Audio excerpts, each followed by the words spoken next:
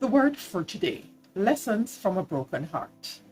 A broken heart can't be healed by working 16 hours a day, sweating it out in a gym, or using mood-altering substances like alcohol and drugs. Those things may bring a temporary fix, but don't bring a lasting cure.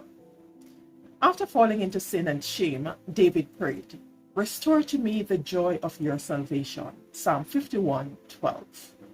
Good news.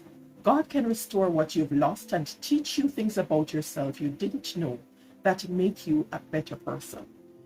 And one of the first lessons he teaches us is about forgiveness. You can't hold the club of unforgiveness over somebody else's head and expect to find healing yourself. Forgiveness is just a word until you extend it. Your peace of mind and confidence before God depend on your willingness to extend grace to others. See Mark 11:25.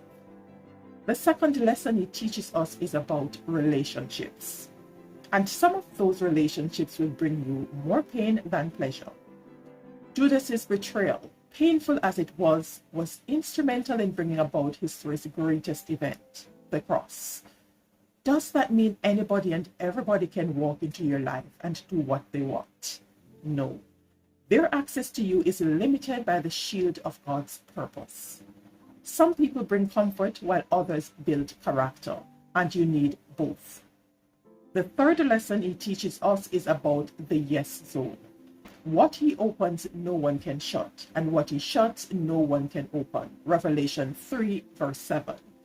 So whether God opens the door or shuts it, trust him, follow him and say, "Yes, Lord," because he loves you and has only the best in mind for you. That is the word for today.